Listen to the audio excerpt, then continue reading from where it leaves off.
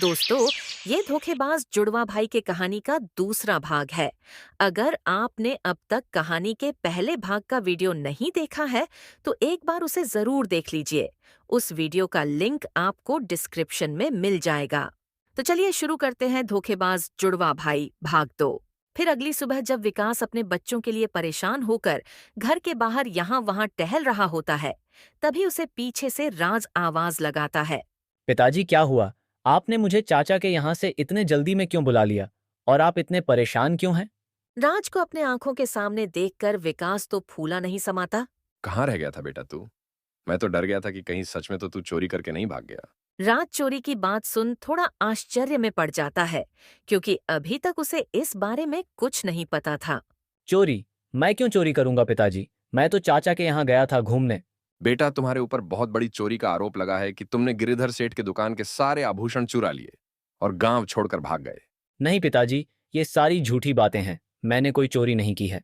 हाँ बेटा, मुझे खुद से ज्यादा तुम्हारे ऊपर भरोसा है। पर कल वो सेठ और मुखिया जी आए थे। उन्होंने बोला कि कल तुम सुबह उनके दुकान पर काम करने गए और फिर सारी दुकान साफ करके वहां से गांव छोड़कर भाग गए। मुखिया काका ने तो तुम्हें कल गांव के बाहर वाले बस स्टॉप पर देखा भी था। क्या कहा पिताजी? कल? नहीं, ऐसा नहीं हो सकता है।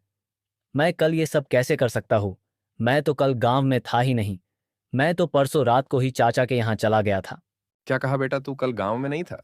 अब विकास को सारी बातें समझ में आ जाती है कि ये काम राज का नहीं, वीर का है। बेटा, एक बात बताओ मुझे, तुम अचानक चाचा के यहाँ क्यों चले गए? क्या तुम्हें उन्होंने बुलाया था?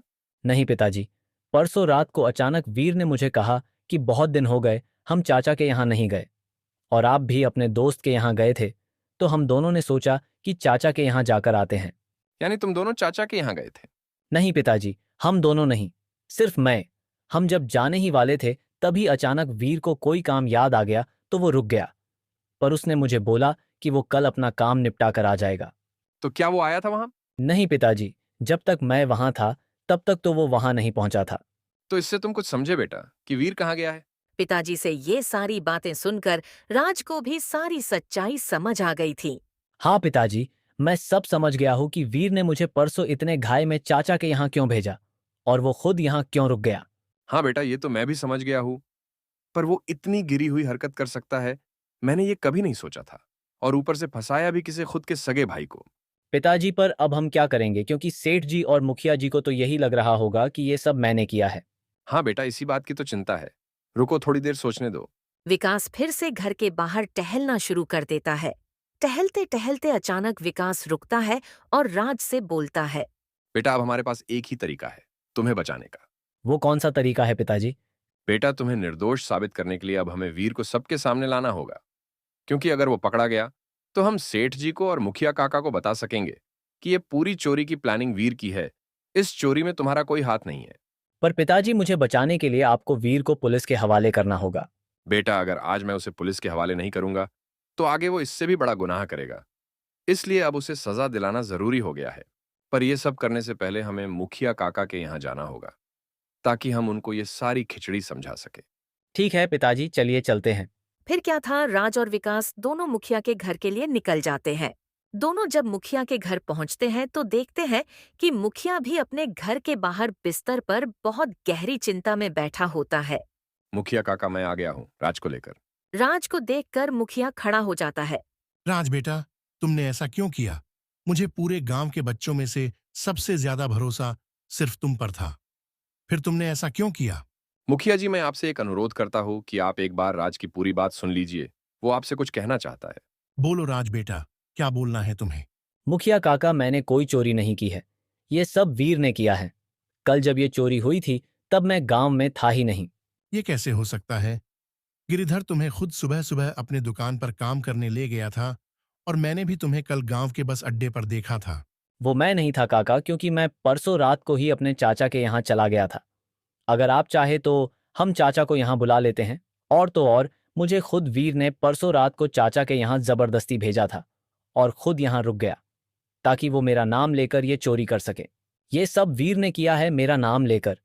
उसे मेरा नाम लेकर बदमाशी करने बहुत मजा आता था। वो पहले भी गांव के अलग अलग लोगों को परेशान कर चुका है मेरा नाम लेकर। राज की ये बात सुनकर मुखिया पूरा भ्रमित हो जाता है। पर बेटा, अब तुम्हें ये साबित करके दिखाना होगा कि ये सब वीर ने किया है, तुमने नहीं। हाँ मुखिया जी, हम यही साबित करने यहाँ आपके पास आए हैं। पर सबसे पहले हमें आपसे और सेठ जी से मिलकर ये सारी खिचड़ी बताना था जो वीर बनाकर गया है, ताकि वो राज को अपने जगह फंसा सके। विकास बेटा, तो क्या तुमने कुछ सोचा है राज को निर्दोष साबित करने के लिए? हाँ मुखिया जी, मेरे पास एक तरकीब तो है, पर इसके लिए मुझे आपकी और सेठ जी की मदद लगेगी। बेटा, अगर राज सच में निर्दोष है तो उसे बचाने के लिए मैं तो तुम्हारा पूरा साथ दूंगा, पर मुझे एक बार गिरिधर से बात कर लेने दो। मुखिया जी, आप सेठ जी को यहाँ बुला लो, और मैं जैसा जैसा आपको बोलता हूँ, आप उनको वही सब बोलो। तब तक मैं और राज आपके घर में रुकते हैं, क्योंकि अगर उन्होंने राज को देखा, तो वो इसे कहीं पुलिस को ना पकड़वा दे। ठीक है बेटा, बताओ क्या बोलना है गिरिधर को? मुखिया जी, आप सेठ जी को फोन करके यहाँ बुला लो। तब तक मैं मेरे भाई को बुला लेता हूँ, क्योंकि वो भी एक बहुत बड़ा सबूत है जो जानता है कि जब चोरी हुई, उस वक्त राज यहाँ नहीं था। ठीक है बेटा, मैं गिरिधर को फोन करता हूँ और तुम अपने भाई को जितना जल्दी हो सके यहां बुला लो। और हाँ, हो सके तो वीर को भी पकड़ना होगा, क्योंकि अगर वीर नहीं पकड़ाया तो चोरी का सामान नहीं मिलेगा, और जब तक सामान नहीं मिलेगा हम कितने भी गवाह क्यों ना पेश कर दे, पुलिस वाले राज को ही मुजरिम समझेंगे। हाँ मुखिया जी, आप सेठ जी को बुलाइए, और मैं जैसे जैसे कहूंगा उन्हें बस वो करने मना लीजिए। वीर खुद ब खुद गांव लौट कर आ जाएगा। विकास मुखिया को क्या क्या करना है वो सारी बातें बता देता है। ठीक है बेटा, मैं सब समझ गया। अब मैं गिरिधर को यहां बुला रहा हूं, तुम दोनों अंदर जाकर छुप जाओ। फिर क्या था, मुखिया गिरिधर को फोन करता है और विकास अपने भाई को फोन करने के बाद राज के साथ मुखिया के घर के अंदर चला जाता है। कुछ समय बाद गिरिधर मुखिया के यहाँ आता है। आओ बेटा, मुझे तुमसे कुछ जरूरी बात करनी थी, इसलिए मैंने तुम्हें यहां बुला लिया। मुखिया जी, मुझे तो आपके यहाँ आना ही था।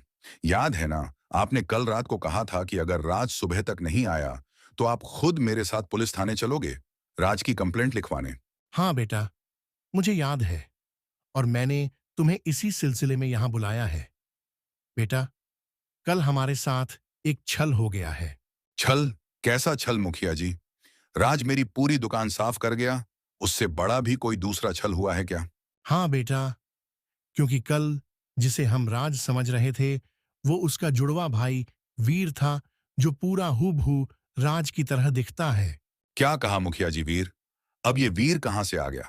आपने तो राज को मेरे यहाँ काम करने भेजा था ना, तो ये वीर कहाँ से आ गया? मुखिया गिरिधर को पूरी कहानी सुनाता है कि किस तरह वीर ने राज बनकर उसे और गिरिधर को धोखा दिया है, और किस तरह वो राज्य का नाम लेकर उसकी दुकान में चोरी करके भाग गया। गिरिधर मुखिया की ये सारी कहानी सुनकर खुश नहीं था। मुझे ये सब कुछ नहीं पता मुखिया जी। मुझे तो मेरे आभूषण वापस चाहिए बस। फिर उसके लिए पुलिस वीर को पकड़े चाहे राज को, क्योंकि मुझे तो नहीं पता कि राज कौन है और वीर कौन है।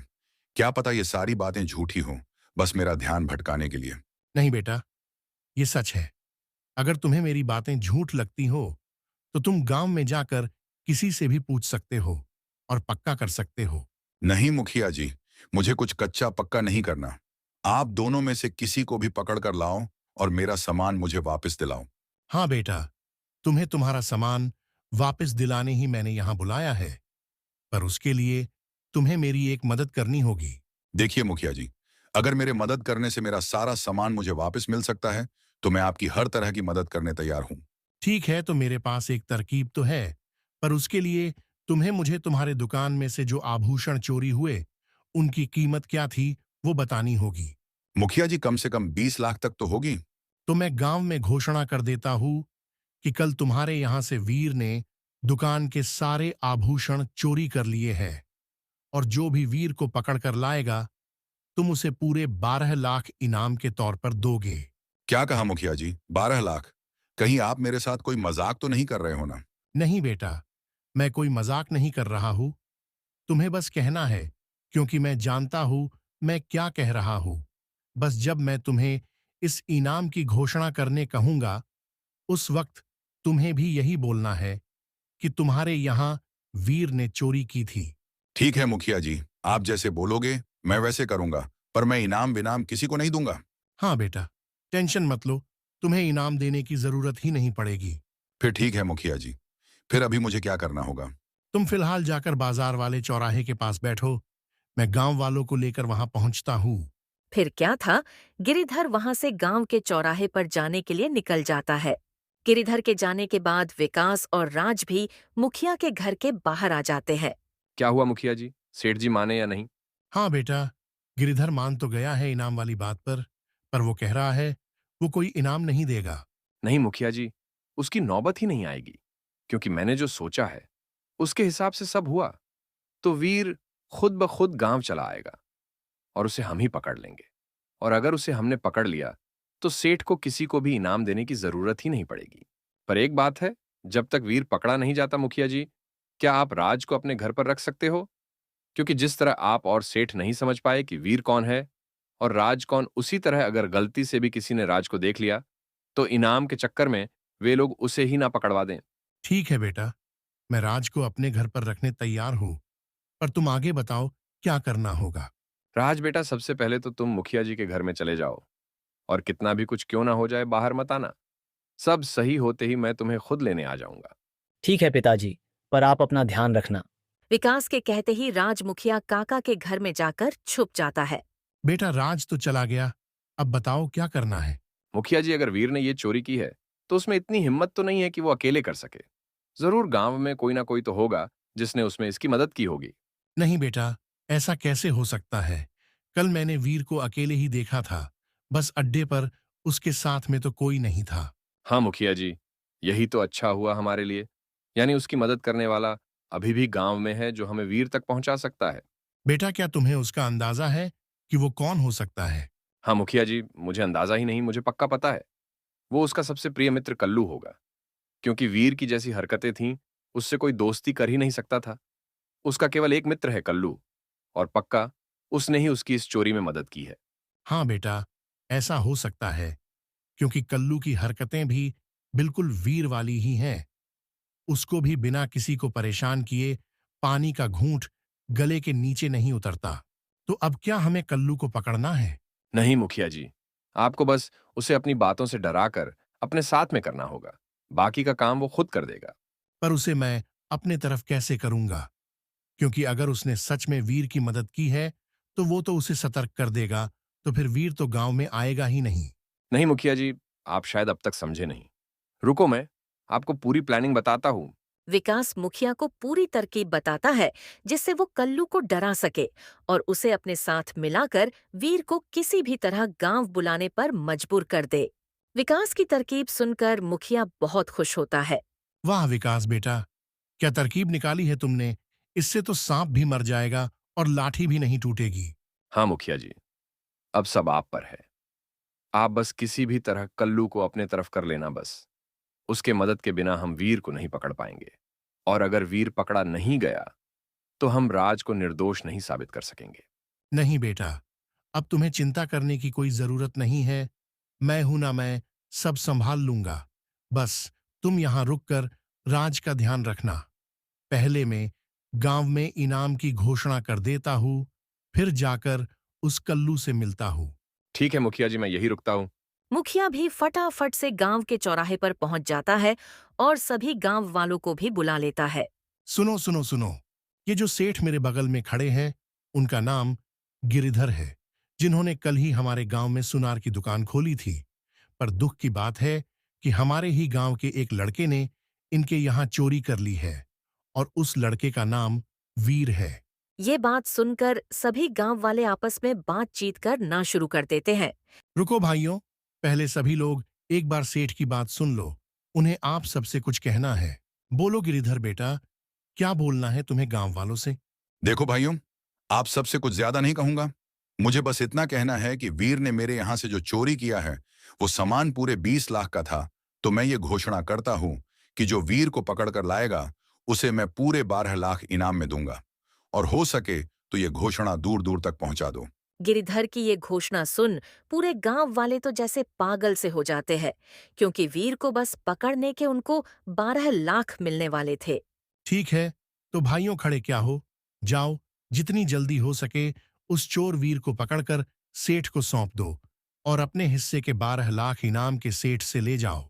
फिर क्या था, सारे गांव वाले वहां से निकलकर सेठ की घोषणा को हर जगह फैलाने निकल जाते हैं। मुखिया जी, जैसा आपने बोला था मैंने वैसे कर दिया। अब मुझे क्या करना होगा? अब तुम्हें कुछ करने की जरूरत नहीं है बेटा, बस थोड़ा सा इंतजार करो। देखो कैसे वीर को हम तुम्हारे सामने लेकर आते हैं। ठीक है मुखिया जी, जितना जल्दी हो सके उसे पकड़ लीजिए और मेरा सामान मुझे वापस दिला दीजिए। फिर क्या था, गिरिधर अपने दुकान की तरफ निकल जाता है और मुखिया कल्लू के घर के लिए निकल जाता है।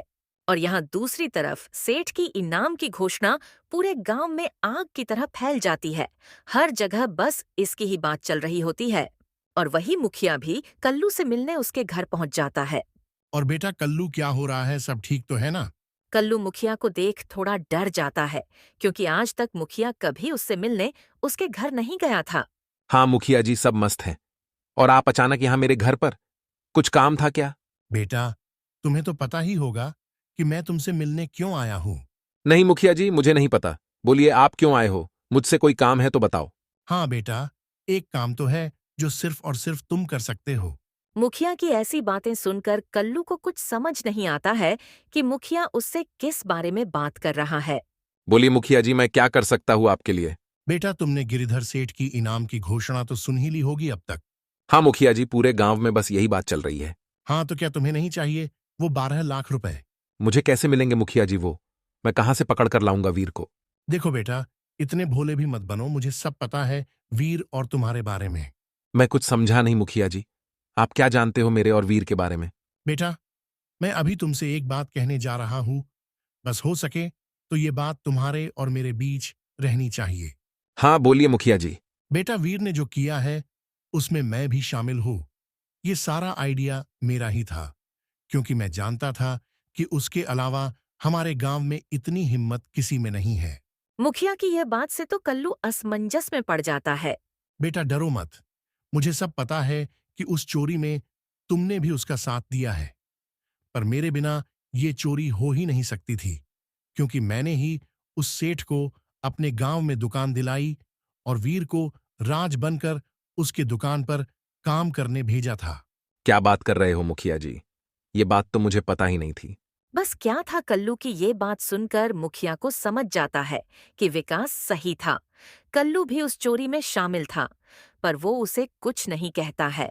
हाँ बेटा, पर मैंने ही उसे कहा था कि किसी को मत बताना कि मैं भी उसमें शामिल हूं, पर अब उसने मेरे साथ एक धोखा कर दिया है। वो कैसे मुखिया जी? बेटा, मैंने जब सेठ से कहा था कि तुम्हारे दुकान पर कितने का सामान होगा, तो उस वक्त सेठ ने कहा था कि सामान पूरा 10 लाख तक होगा, पर अब मुझे पता चला कि सामान पूरे 20 लाख का है। बोलना मत किसी को, पर उस वक्त वीर ने मुझे 4 लाख देने की बात की थी और 6 लाख उसने अपने पास रखने का तय किया था, पर अब तो मेरे साथ गलत होगा। मुखिया की ये बात सुनकर कल्लू भी बहुत गुस्सा हो जाता है। क्या कहा मुखिया जी? उसने आपको 4 लाख देने की बात की थी, पर उसने मुझे तो कहा था कि सामान पूरा 5 लाख का है और वो मुझे उसकी मदद करने के लिए 2 लाख देगा, क्योंकि वो चोरी करने वाला था और मैं बस उसकी गांव में रहकर मदद करने वाला था, तो मुझे 2 लाख वाली बात मंजूर थी। यानी वो तो हम दोनों को चुना लगा रहा है। तो अब क्या करें मुखिया जी? बेटा, तुम्हें ज्यादा कुछ नहीं करना है, तुम बस उसे किसी भी तरह यहां बुला लो। हम उसे पकड़कर सेठ को दे देंगे और इनाम के 12 लाख आपस में बांट लेंगे। इससे तुम्हें भी 4 लाख का फायदा होगा और मुझे भी 2 लाख का, क्योंकि अगर हम उस धोखेबाज को नहीं पकड़ेंगे तो वो हम दोनों को चुना लगाकर भाग जाएगा और हमें कुछ नहीं मिलेगा। मुखिया की बात सुनकर कल्लू उसकी जाल में फंस जाता है और उसका साथ देने मान जाता है। ठीक है मुखिया जी, पर मैं उसे क्या कहकर यहां बुलाऊं? क्योंकि वो इतना जल्दी आने मानेगा थोड़ी। बेटा, उसके लिए भी मेरे पास एक तरकीब है। तुम उसे बोल देना कि पुलिस ने राज को चोरी के इल्जाम में पकड़ लिया है और इस खबर को सुनते ही तुम्हारे पिताजी कोमा में चले गए हैं। ये सब सुनकर उसे लगेगा कि उसका रास्ता पूरा साफ हो गया है और उसे अब कोई नहीं पकड़ेगा। ये अच्छी तरकीब है, क्योंकि अगर राज भी नहीं होगा और उसके पिताजी भी नहीं होंगे तो ये सुनकर तो वीर वापस आ ही जाएगा। फिर क्या था, कल्लू फटाफट से वीर को फोन करके जैसे जैसे मुखिया ने कहा था वैसे वैसे झूठी कहानी सुना देता है और उसे सुनकर वीर भी मान जाता है। क्या हुआ बेटा? वीर ने क्या कहा? मुखिया जी, आपकी तरकीब काम कर गई, वीर मान गया है, कल सुबह वो आ जाएगा। बेटा तो एक काम करना, तुम उसे लेने बस अड्डे पर चले जाना, पीछे से मैं और सेठ आ जाएंगे। हम उसे पकड़कर सेठ को वहीं सौंप देंगे और अपना अपना इनाम सेठ से वहीं ले लेंगे। हाँ, ये सही रहेगा मुखिया जी। तो सुबह जब मैं उसे बस अड्डे से लेने जाऊंगा तो आपको खबर करता जाऊंगा। आप याद से सेठ को लेकर आ जाना। हाँ, और याद रहे कि सेठ को इनाम के पैसे साथ लेकर आने बोलना। मैं वो पैसे लेकर वहां के वहां से कहीं और चला जाऊंगा। ठीक है बेटा, तुम उसकी चिंता मत करो। मुखिया कल्लू के यहाँ से निकलकर सीधा सेठ से मिलने जाता है और सारी बात बता देता है। बेटा, कल मेरे फोन करते ही तुम अपने साथ पुलिस लेकर सीधा बस अड्डे पर आ जाना, तुम्हें तुम्हारा मुजरिम मिल जाएगा। ठीक है मुखिया जी, मैं कल समय से पुलिस वाले को साथ लेकर आ जाऊंगा। फिर मुखिया वहां से निकलकर अपने घर जाता है। बेटा विकास, तुम्हारी बात सही निकली। कल्लू भी वीर के साथ इस चोरी में शामिल हैं, और तो और तुम्हारे तरकीब से वो हमारे जाल में फंस भी गया और उसने वीर को यहाँ कल सुबह बुला भी लिया है। ये तो बहुत अच्छी बात है मुखिया जी। तो कल पहले कल्लू को वीर से मिलने दो, पीछे से मैं, आप, सेठ जी और पुलिस, हम सब मिलकर उन दोनों को चौंका देंगे। ठीक है बेटा। मुखिया जी, हो सके तो कल तक मुझे और राज को आपके यहाँ रहने दीजिए। इसमें कहना क्या है बेटा, तुम दोनों यहाँ रुक सकते हो। फिर अगली सुबह सुबह कल्लू बस अड्डे पर जाकर वीर का इंतजार करने लगता है। फिर कुछ समय बाद बस आती है और उस बस से वीर नीचे उतरता है। अरे कल्लू, तू यहाँ इतनी जल्दी आ भी गया? बस क्या भाई, तेरी वजह से मैं इतना मालामाल होने वाला हूं तो मेरा आना तो बनता ही है। वीर को कल्लू की बातें कुछ नहीं समझ आती है। यहाँ दोनों आपस में बात कर ही रहे होते हैं तो एक तरफ से सेठ और मुखिया आते हैं और दूसरी तरफ से विकास और पुलिस वाले आते हैं। इन सब को देखकर तो वीर के साथ साथ कल्लू भी डर जाता है। ये लो गिरिधर बेटा, तुम्हारे गुनहगार, दोनों को पकड़ लो। और हाँ, अब तो तुम्हारा सामान भी इस वीर से मिल जाएगा और तुमको किसी को इनाम देने की भी जरूरत नहीं है। मुखिया की बात सुनकर वीर और कल्लू दोनों समझ जाते हैं कि मुखिया ने दोनों को चुना लगा दिया है। इंस्पेक्टर साहब, इस वीर को जितनी जल्दी हो सके यहाँ से लेकर चले जाइए। अपने पिता की ये बात सुनकर वीर अपने पैरों पर गिरकर गिड़गिड़ाने लगता है, पर पुलिस वाले उसे और कल्लू दोनों को पकड़कर अपने साथ ले जाते हैं और उनके साथ सेठ भी चला जाता है। धन्यवाद मुखिया जी। अगर आप मेरा साथ नहीं देते तो मैं अपने निर्दोष बेटे को कभी बचा नहीं पाता। बेटा, इसमें धन्यवाद करने की जरूरत नहीं है, क्योंकि बिना तुम्हारे तरकीब हम इन दोनों को पकड़ ही नहीं पाते।